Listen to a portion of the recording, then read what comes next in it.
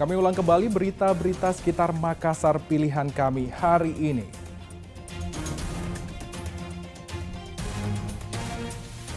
Tewaskan seorang warga pelaku tawuran dengan menggunakan busur di Kota Makassar ditangkap.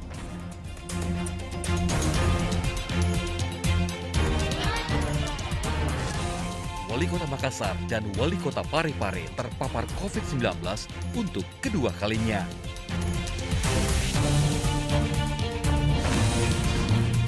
Pemain muda PSM Makassar, Muhammad Rafli Asrul, jalani seleksi di klub sepak bola Yunani.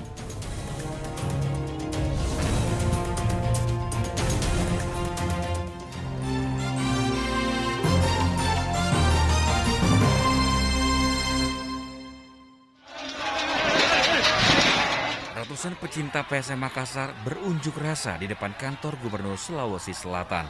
Mereka protes akan janji pemerintah provinsi yang tak kunjung membangun Stadion Makassar Mato Angin. Mereka kecewa karena pembangunan belum terlihat, padahal stadion yang menjadi rumah skuad Juku Eja dan tempat olahraga lainnya sudah rata dengan tanah. Akibat tak kunjung dibangunnya stadion baru, skuad kesayangan mereka tak punya tempat untuk latihan dan berlaga.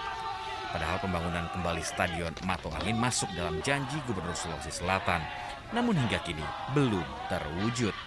Bagi pendemo, pemerintah terlalu banyak alasan dalam membangun stadion.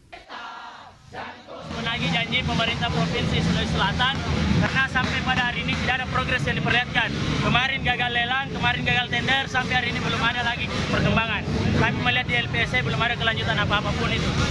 Sekarang kami meminta ketegasan apakah mau dibangun atau tidak.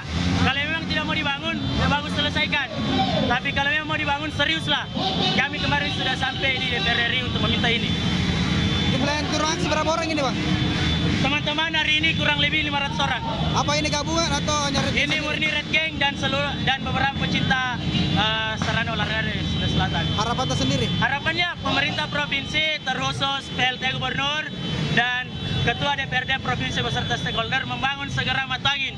Jangan dijadikan Mato Angin sebagai janji-janji politik 2024 saja.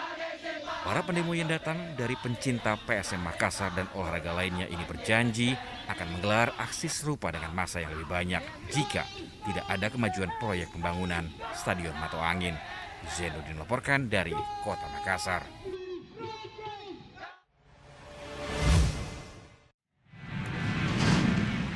Pemain muda PSM Makassar, Muhammad Rafli Asrul, akan menjalani trial atau seleksi di klub sepak bola Yunani. Asisten manajer PSM Makassar mengatakan PSM Makassar sudah mendapatkan surat resmi dari klub Atromitos Athens FC yang tertarik dengan pemain muda PSM untuk berkompetisi di Liga Super Yunani. Manajemen PSM Makassar mendukung penuh pengembangan karir gelandang serangnya hingga ke luar negeri. PSM Makassar juga berkomitmen untuk tidak melewatkan peluang bagi pemain mudanya untuk mewujudkan mimpi berkarir di luar negeri. Memberikan kesempatan yang besar kepada para pemain kita untuk menggali potensinya di luar negeri. Tentu ini seperti yang saya sampaikan sebelumnya juga mendapat dukungan penuh dari tim kepelatihan dan juga ini menjadi motivasi tersendiri bagi Rafli dan juga alumni-alumni Akademi PSM Makassar yang lain. PSM Makassar juga akan selalu menerima apabila jebolan Garuda Select itu ingin kembali memperkuat tim kebanggaan masyarakat Sulawesi Selatan. Rafli Asrul adalah pemain rekrutan anyar PSM senior jelang putaran kedua BRI Liga 1. Sebelumnya wonderkid kelahiran Kabupaten Nrekang ini tercatat sebagai anggota skuad PSM usia 16 tahun dan usia 18 tahun. Andi Muhammad Sardi melaporkan dari Kota Makassar.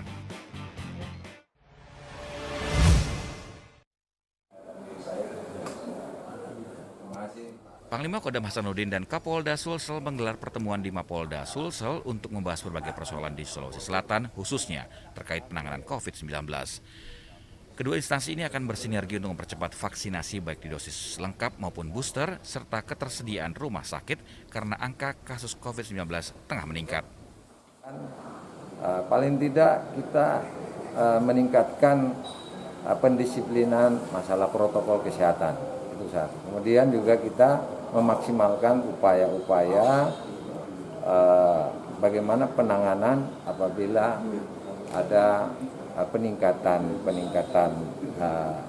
virus COVID ini.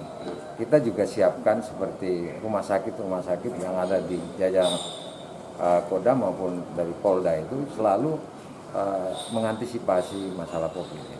Jadi di Sulawesi Selatan sendiri juga ada peningkatan yang tentunya ini akan menjadi kami sudah berupaya untuk melakukan langkah-langkah pencegahan yang selama ini yang memang TNI Polri adalah institusi yang dikedepankan sebagai garda terdepan untuk melakukan langkah-langkah pencegahan. Diharapkan sinergi TNI Polri di Sulawesi Selatan dapat menekan penyebaran kasus COVID-19. Zainuddin melaporkan dari Kota Makassar.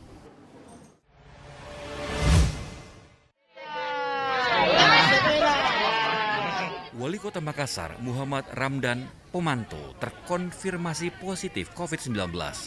Denny Pomanto, sapaan akrabnya, mengaku mengalami gejala COVID-19 pada Minggu malam usai tes PCR yang hasilnya adalah positif. Ia mengatakan seluruh kegiatan pemerintahan tetap berjalan dan dipegang oleh Wakil Wali Kota Fatmawati Rusdi. Minggu malam saya mengalami demam dengan keluhan berat di tenggorokan. Pada saat itu pula kami melakukan PCR test. Hasilnya Senin malam kami terkonfirmasi positif. Untuk itu izinkan saya menyampaikan yang pertama pada saudara-saudaraku yang bertemu dengan kami 3-4 hari sebelumnya agar melakukan testing baik di puskesmas terdekat maupun secara mandiri. Yang kedua, pelayanan publik Kota Makassar tetap berjalan dengan baik, yang insya Allah akan langsung dipimpin oleh Ibu Wali. Akan tetapi pelayanan publik atau keluhan-keluhan masyarakat yang biasa kami lakukan, kami menerima tamu pagi, sore dan malam hari di Amirullah, kami belum bisa lakukan hingga pada saat sampai kami pulih. Hal ini merupakan kali kedua Wali Kota Makassar terpapar COVID-19. Dalam sepekan terakhir, Denny Pomanto sibuk memantau jalannya vaksinasi COVID-19 di sejumlah tempat. Salah satunya vaksinasi anak di SD Santo Yosef Katolik Raja Wali dan SD Hati Kudus Katolik, dan ditemani Kapolda Sulawesi Selatan Irjen Nana Sujana pada Jumat yang lalu. Selain Wali Kota Makassar, ternyata Wali Kota Parepare Taufan Pawe dan istrinya Erna Rashid Taufan juga terpapar COVID-19. Orang nomor 1 di Kota Parepare diketahui terpapar COVID-19 dari hasil tes PCR usai melakukan perjalanan dinas luar kota. Kini keduanya menjalani isolasi mandiri di rumah dinas.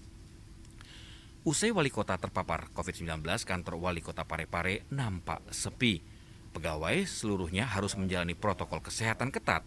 Sekretaris Daerah Kota Parepare memastikan meskipun Wali Kota Parepare positif COVID-19, roda pemerintahan dan pelayanan tetap berjalan seperti biasa.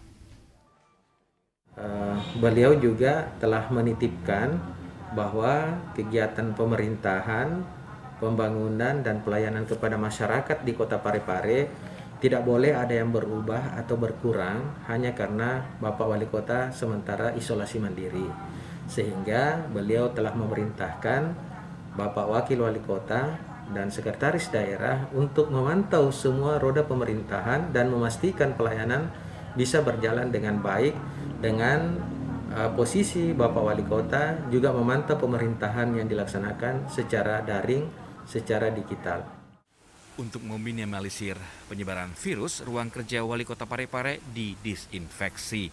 Sama halnya dengan Wali Kota Makassar, Wali Kota Parepare juga sudah 2 kali terpapar COVID-19 selama masa pandemi. Zainuddin dan Suwardi Gatang melaporkan dari Kota Makassar dan Kota Parepare. Dan informasi tadi mengakhiri jumpa kita pagi ini. Atas nama rekan yang bertugas, saya Freddy Cahya mengucapkan terima kasih atas kebersamaan Anda. Selamat pagi, selamat beraktivitas, dan sampai jumpa.